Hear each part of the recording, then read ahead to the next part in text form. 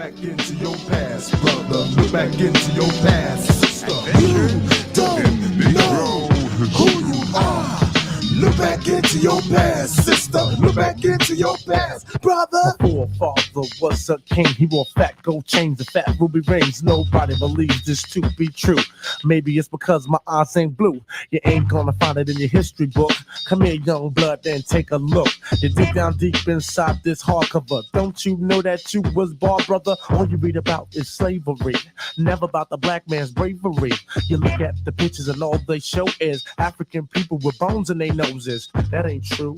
That's a lie. You didn't get that from my lemon pie. Yeah, I cut class. I got a D. Cause history meant nothing to me except a definite nap. That's why I often sat in the back. I taught the girls to write a rhyme cause I didn't know all time's a black man's time. When I was young, my mama told me stories of black people's fight to bring us glory. I used to think these were stories to put me to sleep. But now I know real life key stories through the medium of the Black Research Institute. BRI. These are their stories.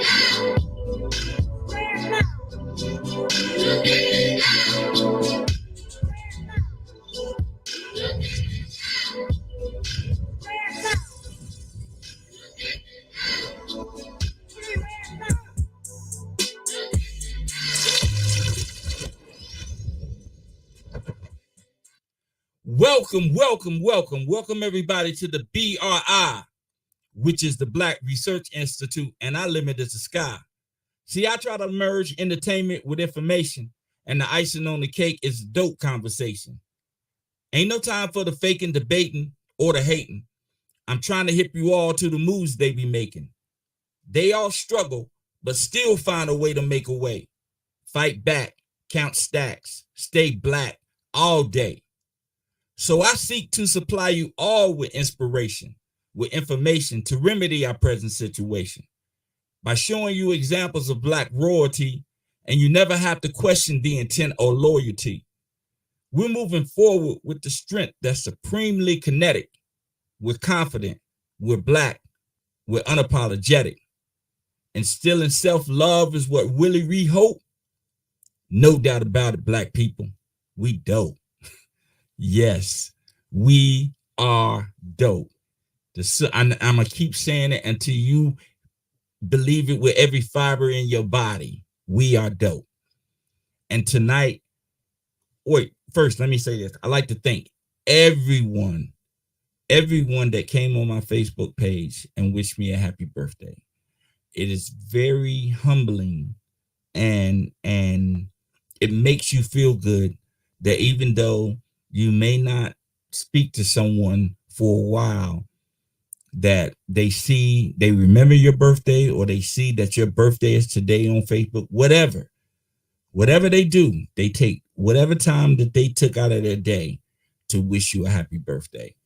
And that's never missed on me. And I want to thank everyone for that. But tonight, you have certain people in the world who are, well, you have many different types of people, but you have people who are thinkers, you have people who are workers, and then you have people who are talkers. Well, tonight we have one of those three as a guest tonight. We have one of those three, maybe two. She may embody two, now that I think about it. But when we come back and run a secondary break, after the secondary break, we're going to meet tonight's guest, a real angel walking on earth.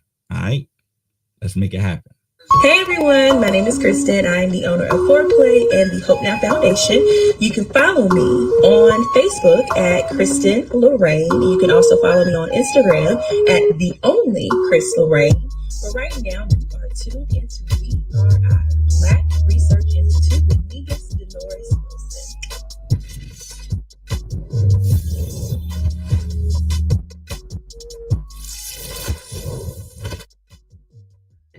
Hey, everybody, this is Arthur Custodio Gomes, and I'm checking out BRI, Black Research Institute, with my brother, Dolores Wilson. So check him out.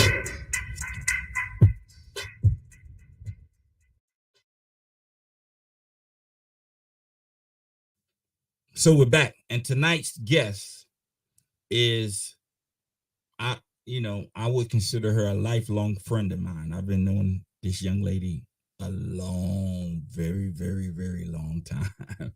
And I can't remember a time when I ever, ran across her and she wasn't smiling and she didn't have something positive to say, or and she and she don't notice that I notice, but she's a listener and she soaks things up. Like she'll soak something up and remember it, and the next time that she sees you, she'll remind you, remember you said this, I was thinking about that. But I was gone from Kings Mountain for about 30 years, and when I came back, I would see her around and I would see her doing things, like always helping somebody.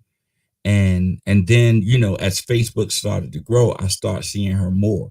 But I'm not going to go too much into it. I'm going to go ahead and introduce her. Everybody, let's welcome the angel on earth, Miss Teresa Wingo.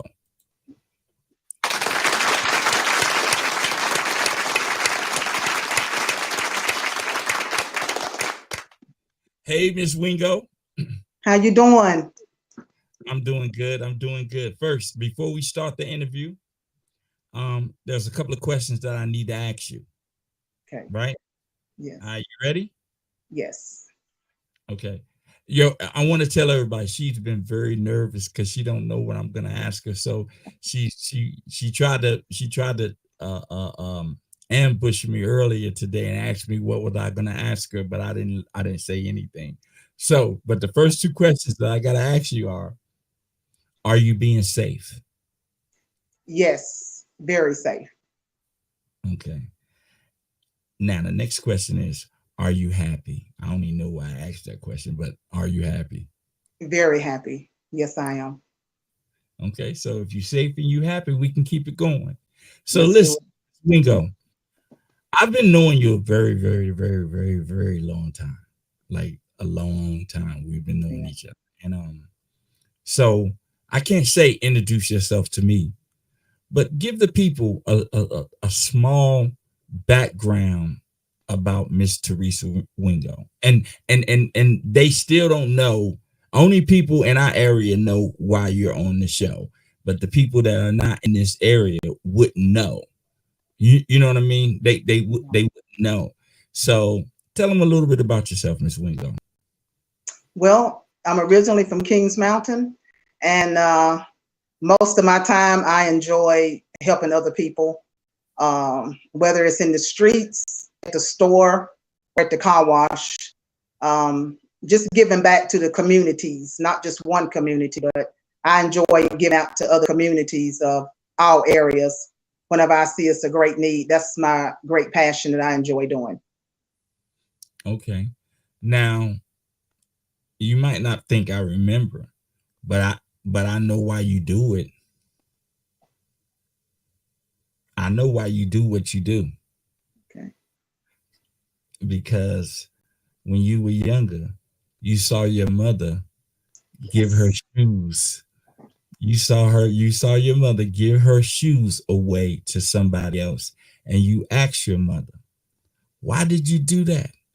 And your mother simply says, because she needed them. Yes. That's right. Because she needed them. And we talked about this, and that stuck with me, because there are certain times, there are defining moments in your life, Yeah. like things that put you on a particular path. It may not look like that Right. while you're going through, but at the end of the day, that's exactly what it was. And but growing up, your demeanor was always helpful, Yes. right? Like it was always a spirit of help, right? Yes. So I can't say I am surprised at what you're doing. I can't Right. say that. I can say is that I am glad that you're doing it. Yes. I'm glad that you're doing it. So what is it that you're doing, Miss Wingo? What do you do? Well, I load up my van or my car and I hit the streets looking for anyone under bridges, people walking down the interstates, or people just sleeping in ditches or abandoned buildings. And I just try to inspire them, to give them some type of hope and dignity that that you're seen and that I'm willing to help with whatever I can at the moment. Yeah. Okay. So in your estimation, what, I can't say like why are people in that position, because a lot of people, there are different factors that are involved with that.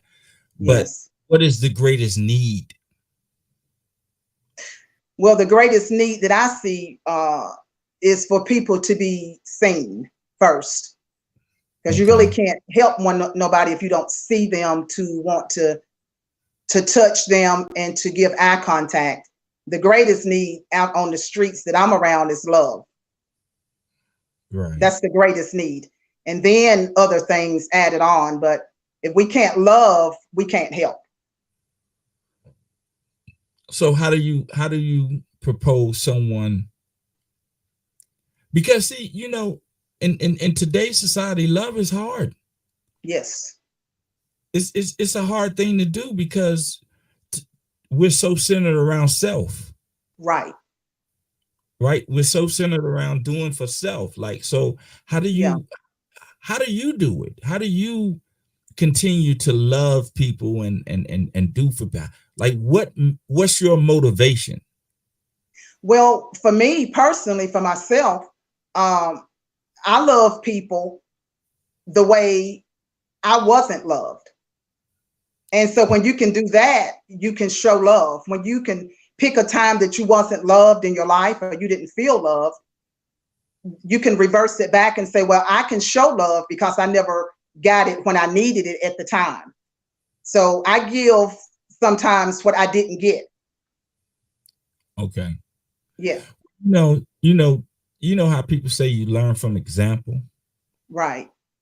Like you learn from example, but a lot of people don't understand that example don't necessarily have to be something you see. Right. An example can be something that you don't see. Right. You Absolutely. know what I'm saying? Like an example, it can be how not to do something. Right. Absolutely. So a lot of people, they look for the example where they can actually see it, like, so they can copy it, right? Right. It ain't no real learning in that. They can copy that because they saw it. Right. The real learning comes in like, okay, I didn't see this, but I know that that ain't supposed to be done like that. you know what I mean? Yes. That's not supposed to be done like that. That's supposed to be done like this. Right. And, Absolutely. And so when you tell me that you do it because at times in your life where you didn't feel love. So when you didn't feel love, what you do is go out here and you give people what you thought you needed when you didn't feel love. Absolutely. Okay. Yes. Okay. Yeah. And it has truly helped a lot of people, because until you really sit down and talk to a person and break bread with a person and can look in their eyes and see the pain and the lostness and no hope, to reach out and love on someone, it can bring them up just a little bit, that you can reach out and do another part for them, or they can do another part for you. Right. Now, this is what I want to ask you. Tell me about the first time you went out and started giving. Well, the first time I went out and started giving, I was probably around 5 or 6 years old, and I was with my mom and my dad. No. We're not doing that. I'm talking about Me. when you made you because you was with your mom. Your mom was giving. You just happened to be tagging along. Yes. But you learn from that. But Right. what I'm saying is, in your adult life, Okay. This is what I want to do. The first Yes. time you went out and did it. Tell me about that experience. I was coming from Gastonia, and I was going around 321, and going to Lincolnton, and a little boy rolled down the window and called a man a bomb. I heard him call him a bomb because he was big, and when I seen him call him a bomb and hear that, I immediately stopped in my tracks, because I could see that the man was just totally hurt from it. And I just went to his aid to ask him his name and how can I help you?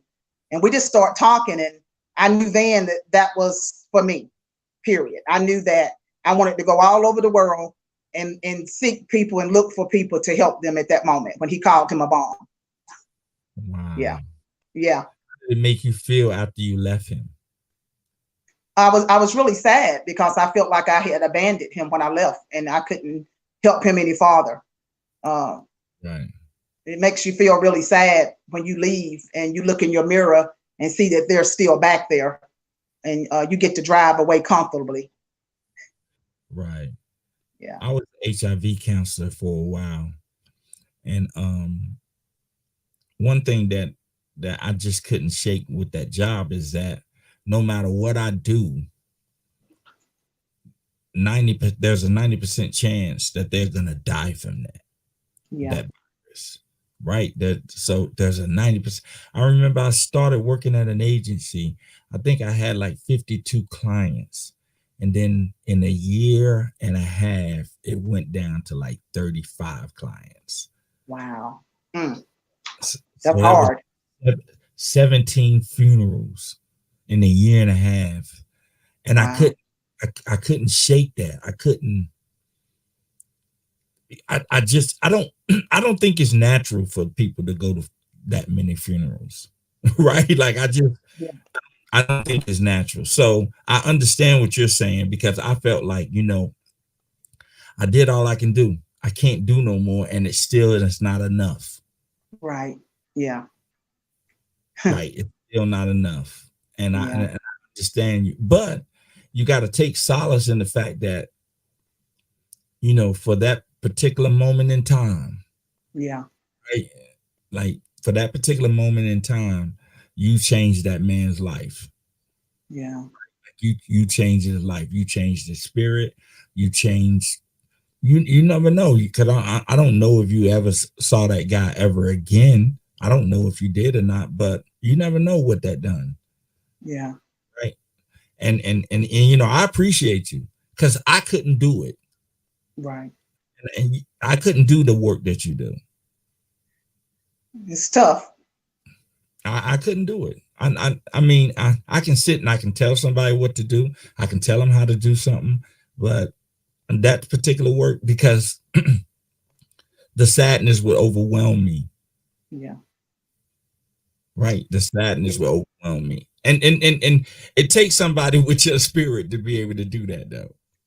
Because you're high spirited. Like you always smiling. So it takes somebody with your spirit, like, and your countenance to make that happen. Well, I can honestly tell you that a lot of days it is overwhelming. Sometimes you just have to drive away and get by yourself when you hear the news that, somebody OD'd or somebody jumped. I mean, you hear it a whole lot. I've been to funerals in the summertime back to back. And sometimes, it can keep you up at night if you if you're not careful. It can be real draining. Now, how do you get the stuff? How, like, do you take donations? People just give them to you? What? And Well, wait a minute, you have a name for your organization? no, I don't, man. I don't have no name because I've never liked titles and stuff or names. I just like, I just call it the trunk lady. I'm just simple. This is the trunk lady. Ain't no call. It's just the trunk lady, man. That's it. If it got to be a name, this be the trunk lady. The trunk lady. Okay. That's it. Ain't nothing. You know. I like that. I like that. Yeah. that. So how do you get the stuff though, Miss Wingo? Well, I tell you, a lot of people just give. It's this word of mouth, and this kind of just went all over the counties. So a lot of business owners give, churches, neighbors, high schools, Kings Mountain High School, the realtor's office, just different people. They just know about it, and they just started giving. It just never stopped. It never quit. It just went like a sheet of cover. That's how I get it. This donations word of mouth. Okay, so where do they donate to? Well, I have drop-off places like at Teresa McFarland's office at Rockin' Realty. They drop off stuff at her place. Some of the churches, New Hope Baptist Church is a drop-off place. First Baptist give. I mean, everywhere just store stuff up for me. And then I have a dear friend of mine, her and her husband, Ash and Rand, they got me a huge storage place in Kings Mountain. And then Amazon brings stuff to the porch. So it's just, everybody does. Everybody. That's how it happens. That's amazing. That's truly amazing. Because like I can't recall ever since I've been back home you asking for donations. Yeah. I never seen you ask for donations. Yeah. That's what your wife. What do you? Yeah. I remember I gave you all them hats. Remember I gave you all your them wife. hats? Your wife give me sleeping bags. I mean, she's always giving, and after a while, when you are constant doing what you're supposed to do, and when people see that you are a doer, you don't have to ask because it's just there. Right. Yeah. Right. Well, they have faith that you're gonna do what you say you're doing with it. Yes. Because like I think people like to give, but they want to give to someone who they have faith in. Okay, if I'm giving this to you and you're supposed to be giving it to the homeless, then I expect it to be going to the homeless, right? Oh, like yeah. that's what I expect. And they see you doing it without their help. Yeah. So then they much more apt to donate. It amazes me. So you have a storage building. Yeah. You don't ask for donation. You got drop off and pick off spots. Yes. Thrift stores on Archie Whiteside Road. It's a thrift store there from Eric Griffin and Faye and their church. They just give me free stuff just to walk in and just get. Matter of fact, they gave me a key. When I need anything, I have a key just to get what I need for the homeless community. Yeah. You got that's a little corporation running there. Yeah, man. And it don't even have a name. Right. No, it do. The trunk lady. Lady. Yeah. But that's beautiful, Miss Wingo. That's a beautiful thing that you're doing. And I commend you. And I ain't got much. I'm like the dude on Taken. I don't have any money, but I have a particular set of skills. Right. And if you need those skills, just let me know and I'm here for you. Yeah. When you gave me those skills down at the barbershop years ago at Tony's barbershop, remember? Yeah. I used to ask you, so when you're going to write that book? You're one of the smartest guys I know. Remember that? I remember when you said that. I don't know about smartest. You living in Kings Mountain. There's only about 2,500 of us, so you know what I mean. But I told someone when I was about to interview you, because my wife reminded me last week. She say, didn't I tell you to interview Miss Wingo? And I said, yes. She said, did you ever interview her? I said, no. And I was like, let me get on the ball because she busy. And I know if I don't tie her down, then I might not get her for a while, So I got on the ball, but I told somebody, I was like, when you know people and you see them grow up or you grew up with them, right? Like, it ain't too many times where me personally, I grew up with somebody and I see how their life ended up and I am surprised, right? Like, I'm not surprised because you knew how they were, right? You knew how they were. So, like, again, once again, like I told you, I'm not surprised at what you do. That doesn't surprise me. But I am glad that you do it, and I am astonished by how you do it. Wow. Because you ain't got no money. No. Sometimes money may come from complete strangers that I never knew in my life. They'll just say, hey, you the lady that give out to the homeless, and they'll just give sometimes, but it's not like no, I don't clock in for it. I just go get it, man. Now, what I'm saying is, you're not like Bill and Miranda or whoever Gates. You know what I mean? You don't have money to, you know what I mean? Just keep giving and giving and giving, but you keep giving and giving and giving, right? Like, so that's what I'm astonished by. Wow. But that's a testament to who you are, Miss Wingo. Yeah. And how people look at you. So what's up next for you? What big thing you got going on next? Well, I've been thinking about maybe hitting Asheville again. Because when I went there, I promised some of the people living under the bridges and in tents that I would be back when it got warmer. Because, I'm just honest, I can't do the cold weather as much like I used to. So I plan to maybe go up to Asheville, check in a hotel up there, and I want to make my rounds. I just don't want to be in one county. I want to go just about everywhere I can. So if I get to Asheville, I can look up people that was alive 2 years ago. They gave me numbers how I can contact them and hopefully find them and spend some time with them and love on them, take them to get a haircut, cut some toenails, and just try to interact with them and get them to use the phone to call their parents. That's what I like to do when I go to Asheville because there's so many young people there. Yeah. Living underneath the bridges? Living everywhere, man. They all over the place. They everywhere up there. It's horrific. Young. You come from a small town like we come from, right? Yeah. You don't really get to see the full-fledged horrors of life. Right. Right. Like, we don't really, like, I can't ever recall seeing, I mean, now you see them, but growing up, I ain't seen any homeless people. No. I didn't see them. So, when I went to, when I used to go to DC and I see him, I couldn't understand, like I couldn't understand how that happened. And, and then, but when you sit down and talk to him, right, you realize that how it happened could easily happen to you. Absolutely. It can happen to anybody at any given time.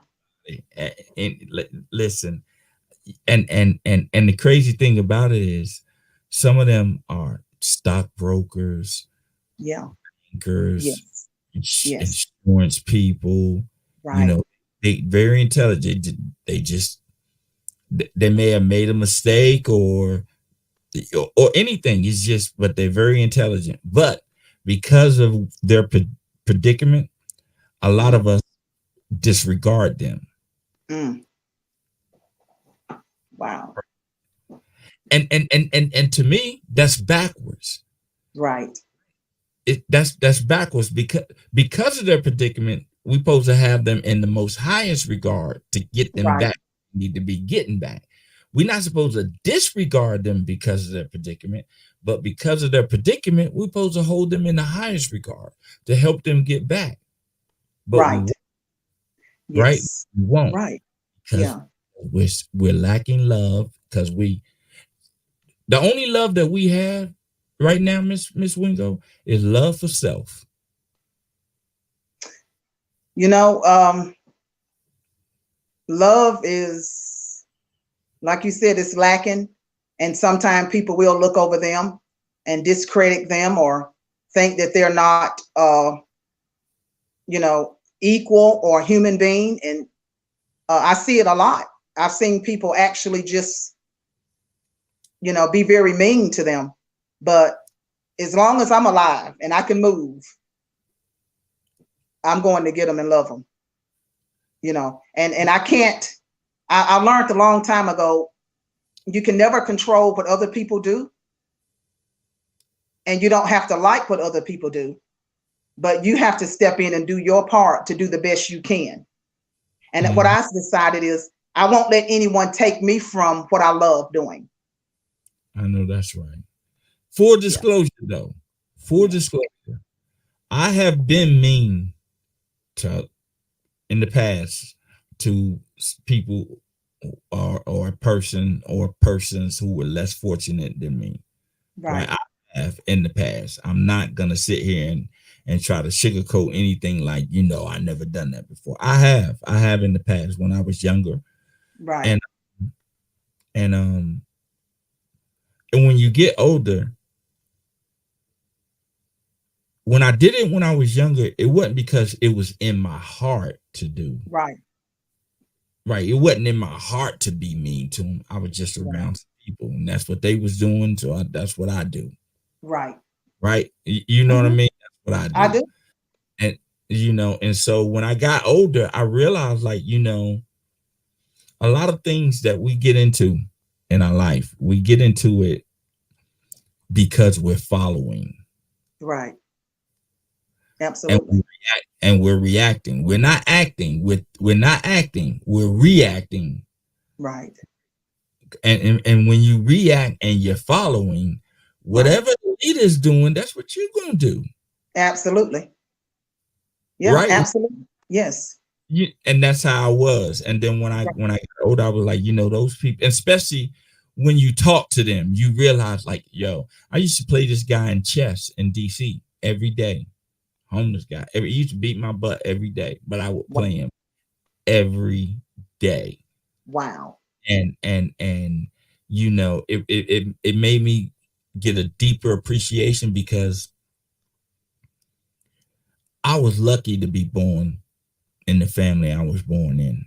Right. I was lucky to be raised by the people who raised me, because and the reason I say I ain't gonna say luck, but more like blessed. But the reason why I say I was blessed, because I didn't choose them. Right. I didn't choose them. I didn't even choose the people that came into my life. I didn't choose them. Right. So I was blessed. But some people get dealt a hand that they didn't choose, that the hand just ain't right. Right. It ain't right. Yeah. And it ain't their fault, because they didn't choose them. Absolutely. It's not their fault. And once I realized that, like, yo, any predicament I see one man in, I could easily be in that predicament too. Absolutely. Anybody, all of us. Every time I go out and give a tent, I always put one in the car and leave one in the car. And I always say, anything can happen. I might need one. You never know what's going to happen. The only thing you know is right now, it ain't happening for you. Right now. That's all you know. But it can happen to anybody. But a minute from now, it can be reality. Right. At least if that happens, I know how to survive, because they taught me how to tie knots. They taught me how to make fire. They've taught me what to eat, what not to eat, about protein. I've learned that I could literally live outside and make it if I had to, because they've taught me their way and not sitting at the table just eating food. I've learned. Right. And you know what though? If I was in that predicament, I would make my way to either California, Florida, or Texas. Yes. Because it's hot. Yeah. Right. And I ain't gotta brave out the winter. I ain't gotta, like, I wouldn't if I was in that predicament and I lived in New York, I would be panhandling to get a bus ticket to Florida, Texas, or California. Because first of all, being in that predicament is hard. But when the winter time comes, oh God. You see people actually freeze to death. You know, and die. Just sitting out on the up in Buffalo and Poughkeepsie, they sit out there and freeze to death. Just sitting up and die, froze. That is, I couldn't do it. Yeah. Now tell me this: what is your scariest moment? Well, I was in Gastonia and on Main Street, and I had stopped to help this young man that I've never seen before. And man, I'm telling you, I was in my little Honda, and he stepped off the curb, but I don't know if I don't know what was wrong with him, because I didn't stay long enough to find out. He made a noise out of his mouth, like something I've never heard in my life, like a scream that I've never heard. And it looked like it echoed all over Gaston County. And so, yeah. And he looked at me and said, "I scared you, didn't I?" But he didn't get to finish that sentence because I was halfway in Kings Mountain. You know what I'm saying? Yeah. Yeah. Sometimes, man, everybody you meet ain't for you to help. You know, so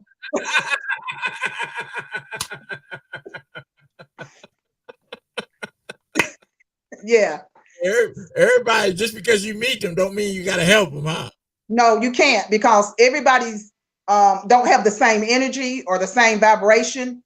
And sometimes, if it don't match with you, you just have to leave them for the next person coming and help, because you can't do everything and everybody.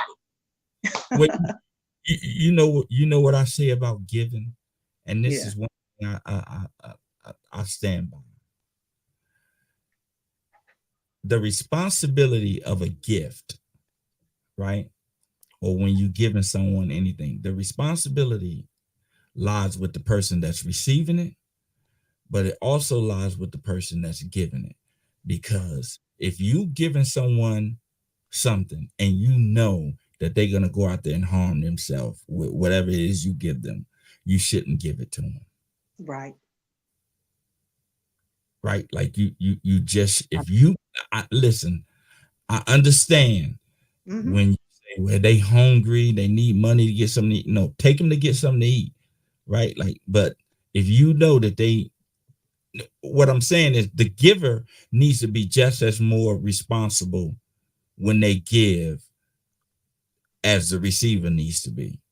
Because some people, right, like some people just give and it makes them feel good to give, but you could have gave somebody something, they went out there and took what you gave them and did something, did more harm to themselves because you didn't do your due diligence, sit down, like, and that's why I like what you do is you don't just give, you converse with them, you talk to them, you sit down and you talk to them. But those people that just, the people with the cups and you just drive by and put money in the cups, when you do that, you're doing that to make yourself feel good. It ain't got nothing to do with the person with the cup. They just but you're doing it for you. You're trying to make yourself feel good that you gave, so I believe that if you're going to give, you need to give responsibly. Yeah. Sometimes I've noticed when I'm out and I'll see somebody, holding a hat or holding a cup or whatever, I'm trained now with my eyes and to look at them to kind of know if I give him or her this, is this gonna put them in the ground next week? Because I'm responsible for what I give and what I do. So if I feel that or if I see or sense that somebody have a opium problem or fentanyl problem, you know, you can kind of, for me now, I can look in their eyes, I can look at their gestures, and sometimes you know, and sometimes you can miss it. But I always try my best to see everything before I give anything, because it could hurt me down the road. It could hurt myself down the road. So I'm always trying to be as mindful as I can, not to give somebody something that they can go and hurt themselves with. I'm not going to give anybody enough of anything that they can go buy something off the street and hurt themselves. Well, I look at it, I look at giving just like I look at how the creator does us, right? Yeah. He could have gave us and gave us, created us right from the beginning with everything that we have in the world right now. He could have created the world like it is right now, right in the beginning of creation, could have created it, boom. But you have to give people time, yes, to get to that level. Right. You know, you gotta give them time. You gotta give them time, right? So when you giving, like, okay, boom, you may see somebody and you know they on fentanyl, but you know they need to eat. So instead of giving them money, you bring them something to eat. Absolutely. You bring them something to eat. You keep bringing them something to eat, and then when you see improvement, then you can start trusting with other things. Yeah. You know? Yeah, because you know they got kids that they want to see. They got grandparents and aunts and uncles, and they got their self. And sometimes, you know, people don't understand, like, because I don't understand about drugs because I've never been on drugs.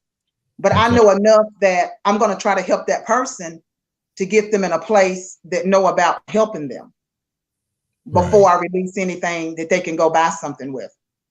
Right. Yeah. And you know, and that's the thing, like, that's the thing with what you do is like you giving love, right? Like, that's what it is. That's basically what it is. What you're doing is you just loving on folk. Basically, you giving love, but I think, like, you also are giving people a sense of hope. Yeah. You know, like, there is some still good people out here, and they only believe that because of the stuff that you're doing. Yeah. Right. So, I always want to, because I know it is hope.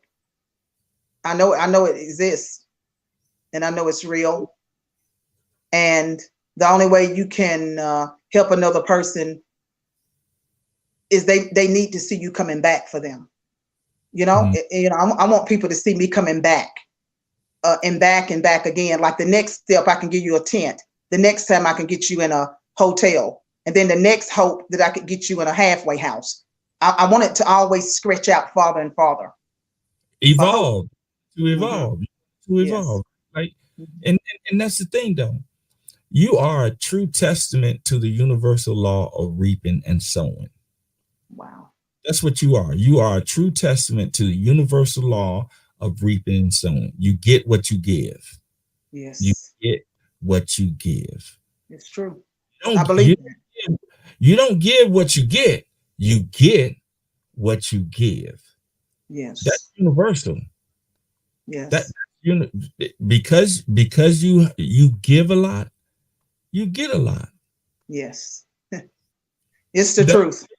That's basically what it is. Like, you because you give a lot, you get a lot, and you've been a good shepherd on what you get, and that's the important thing. You being a good shepherd on, by, you know, what is being donated to you. You're doing right by those donations, and I'm proud of you. I'm proud to say and call you a friend. Yeah. I'm proud to call you a fellow mountaineer. Yes. You know, so. And you know, like I said before, whatever I can do to help you, you know, fulfill your purpose in what you're doing, anything that I can do, any skill that I have, is available for you, Miss Wingo. Well, I can tell you now what I would like because I know it's in you. Man, I would just like for you to write some poetry and just let me give it out on the streets because I know it's in you. And I'm going to keep telling you that. I've been telling you that for years.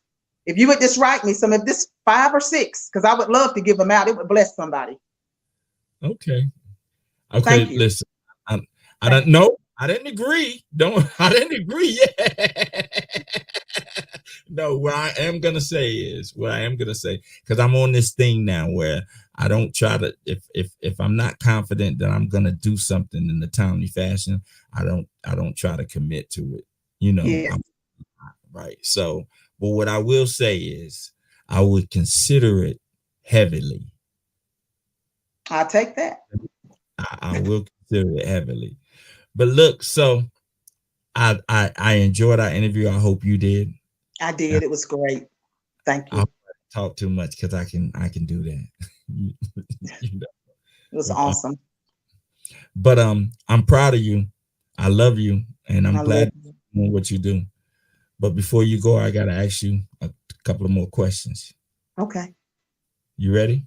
I am. Okay. So the first question is, what are you doing to push culture forward? I'm just being my authentic self. Okay.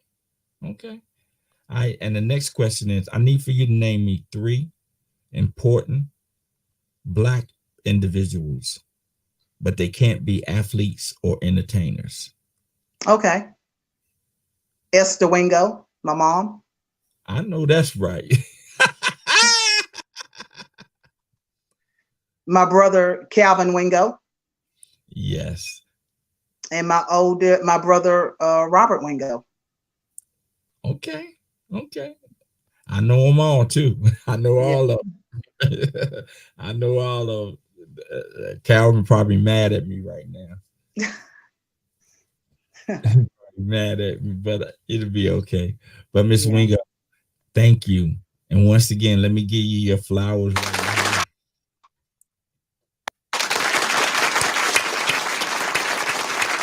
Thank you so much.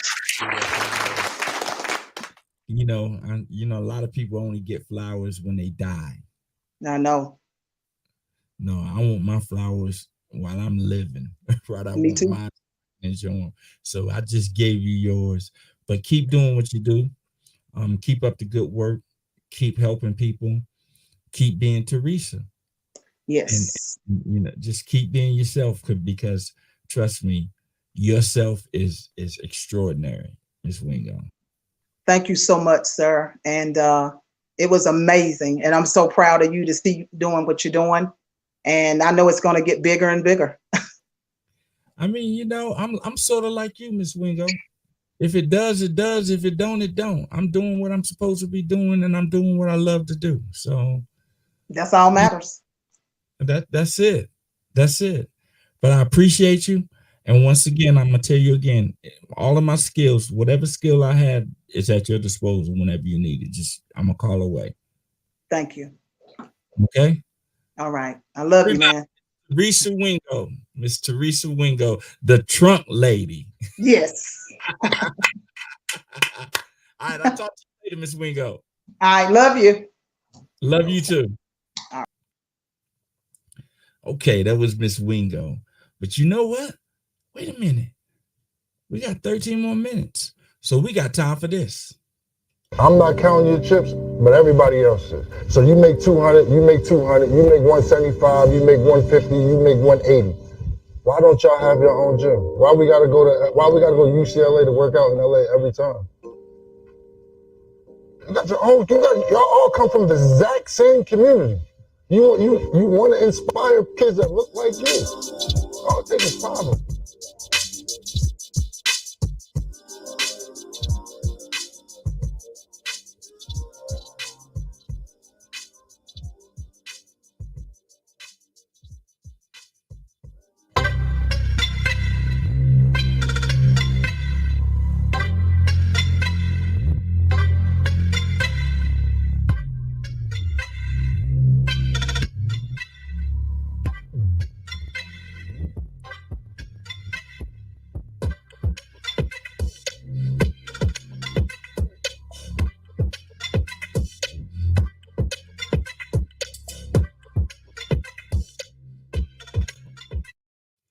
Okay. So listen, if this is your first time seeing this, if this is your first time seeing this barcode and this URL, I need to put you up on something. This portion of the show is called The Idea.